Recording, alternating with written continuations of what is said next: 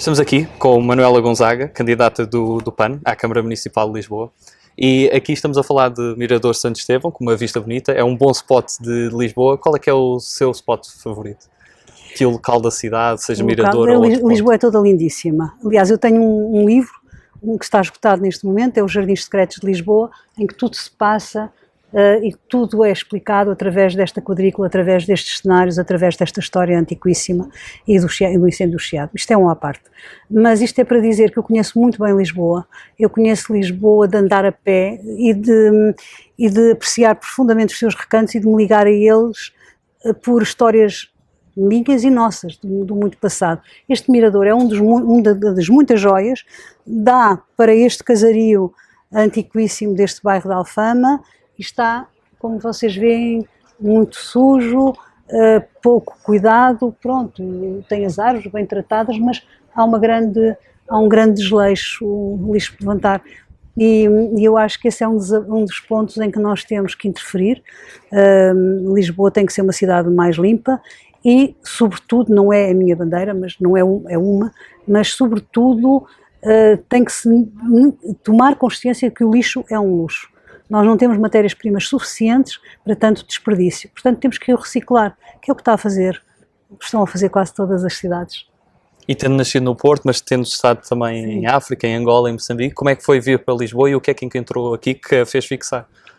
Pronto, a minha mãe é de Lisboa, o meu pai do Porto. Eu sempre tive uma ligação enorme a Lisboa. Lisboa era a cidade para onde eu vinha passar férias, desde muito criança. Lisboa, cheguei até a viver cá há alguns tempos.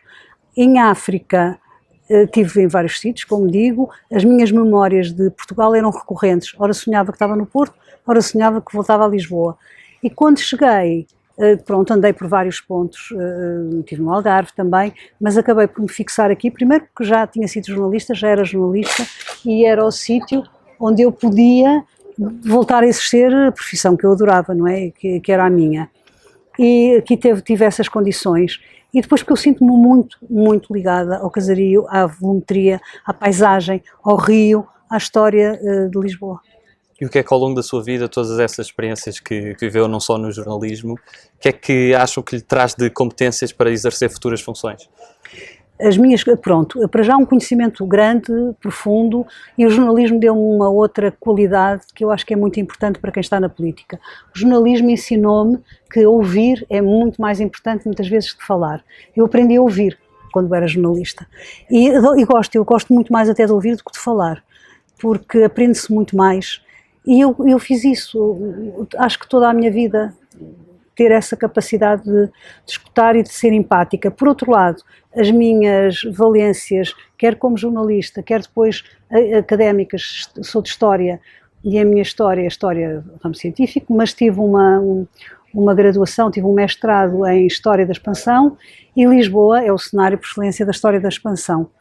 E também nos explica muito toda a nossa multiculturalidade, porque nós andámos por todo lado, mas também trouxemos todo lado para aqui. Esta cidade chegou a ser a cidade mais importante do mundo ocidental nos séculos XVI. Tudo acontecia aqui, tudo vinha aqui ter, tudo daqui saía. Eu acho que é importante nós olharmos para a história, enquadrando-a de uma forma mais justa, ou seja, tirando-a muito do patamar da heroicidade com que ela é vendida, pondo a história mais real, onde é que estivemos, o que é que fizemos, com quem nos cruzámos, mas também o que é que poderia não ter sido daquela maneira, e o que é que poderia ter sido melhor e o que é que não queremos repetir. Porque se há alguma coisa a história nos ensina, e deveria ensinar o que é que foi mal e o que é que não pode nunca mais acontecer.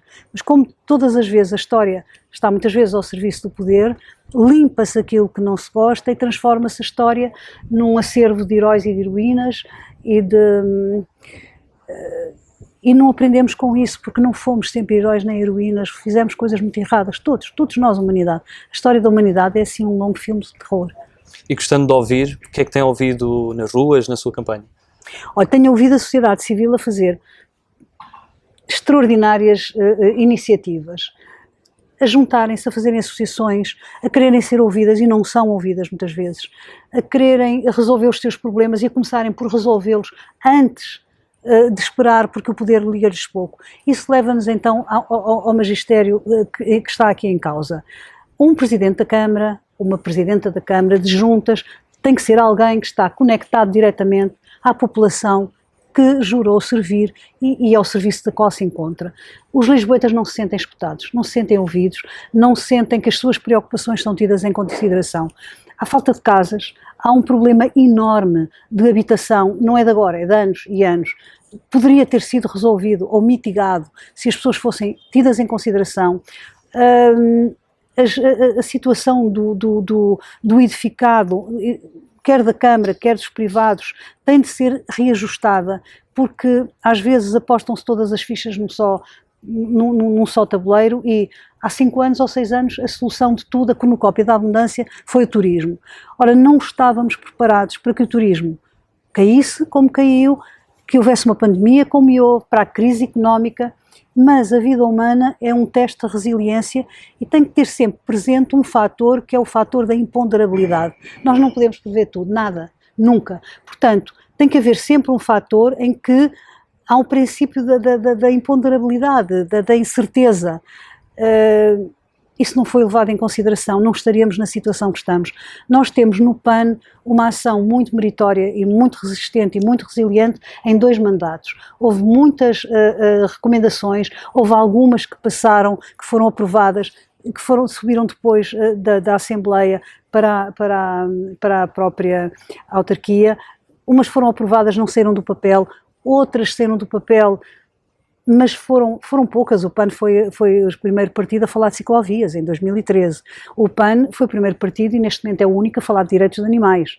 O PAN é o único partido a falar de arvoredo a sério e de alterações climáticas, porque é impossível vivermos numa cidade e não tomarmos em consideração todos os seus vetores. Você há bocado disse-me, há muito lixo, relação direta, insetos rastejantes. Claro.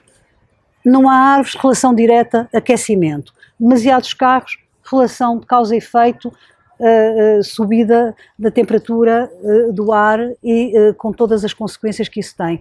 Nós temos que ter uma cidade mais saudável, portanto, o que nós propomos e na nossa gestão daquilo que nós queremos, que ouvimos as pessoas, é a habitação é um direito inalienável, está consagrado na nossa Constituição, tem que ser visto em todas as suas vertentes. Com certeza a habitação para privados e para ricos, tudo bem, mas Lisboa sempre, desde a sua origem, foi feita por muitas camadas de gente. É isto que torna Lisboa uma cidade tão rica, tão diversificada, tão interessante e tão extraordinária e digna de visitar.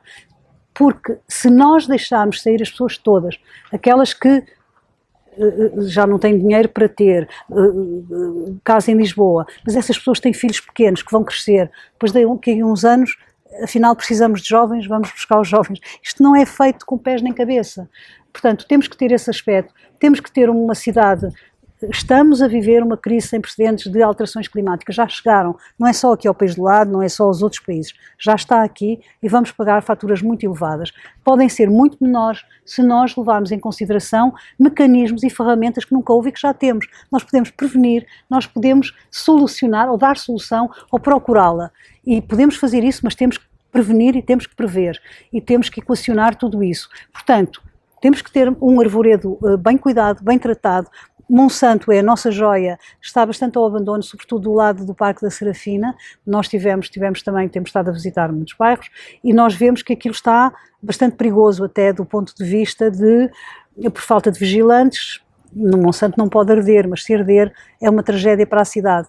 Precisa dessa atenção. E Monsanto é o nosso pulmão verde e é um dos nossos tesouros. O outro temos-lo aqui. Nós não podemos permitir que este rio, que começa agora a retomar a sua biodiversidade e que é um dos grandes nossos tesouros, seja uma hidrovia, de forma alguma. Isso é a coisa mais errada que pode acontecer.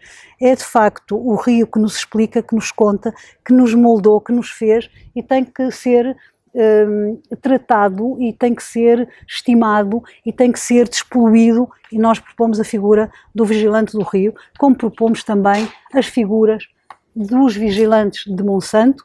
Aliás, foram despedidos os jardineiros e deveria voltar a ter, e como propomos as figuras das assembleias de cidadão, porque isto depois torna-nos de volta ao princípio. A cidadania é muito mais inteligente do que o poder quer admitir, as pessoas, a sociedade civil é muito mais resiliente e quer ter uma palavra a dizer. Portanto, tem que ser ouvido. Nós propomos assembleias de cidadãos a acompanhar os projetos que a cidade está a fazer. E depois, agora vemos esta paisagem, pronto, eu amo esta cidade, sempre vivi em bairros com alma, aqueles que a pessoa sente o chão, sente o peso e a leveza dos séculos. E digo leveza porque é muito bom sabermos onde é que estamos e o que é que sentimos e o que é que conhecemos do nosso passado, dá-nos asas para o futuro. Mas esta cidade tem que ser estimada enquanto tal, esta cidade tem uma traça, tem uma volumetria, tem uma luz preciosa.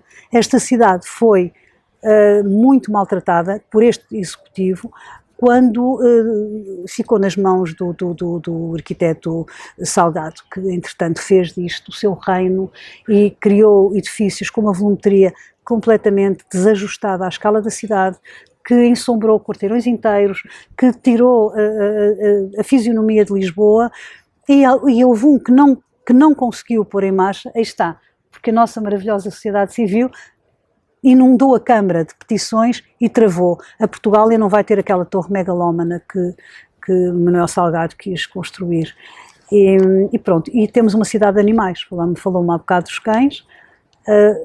Para nós somos o único partido animalista, ecocêntrico, ambientalista, feminista, orgulhosamente e sem equívocos.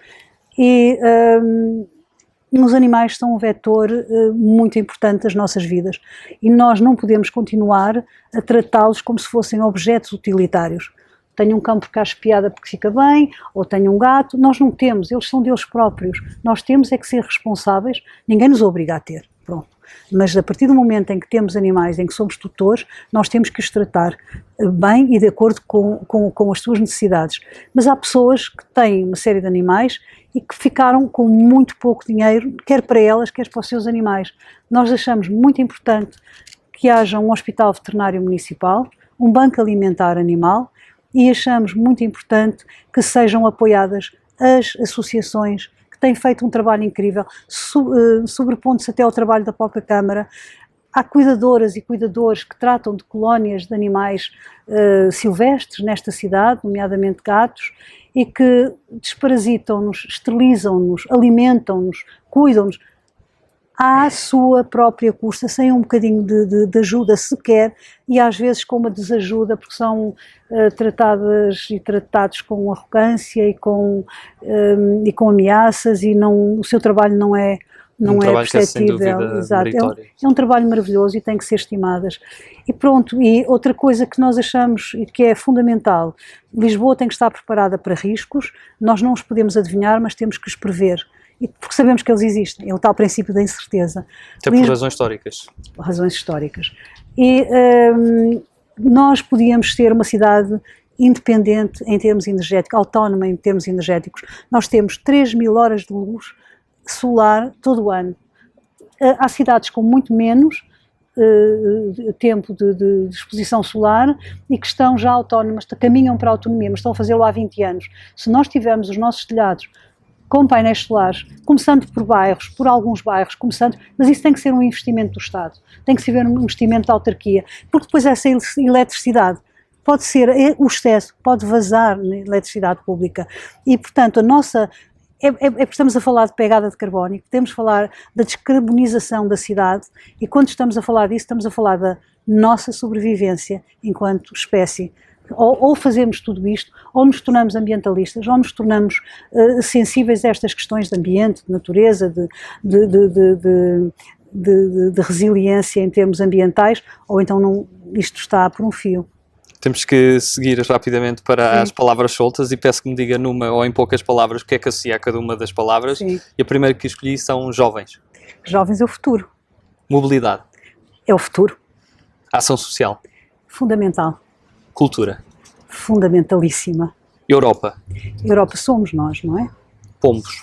Pombos são maravilhosos. Burocracia.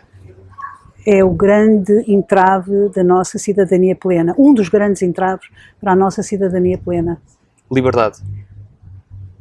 Sempre. Livros. Livros é o nosso passaporte para a liberdade. Web Summit.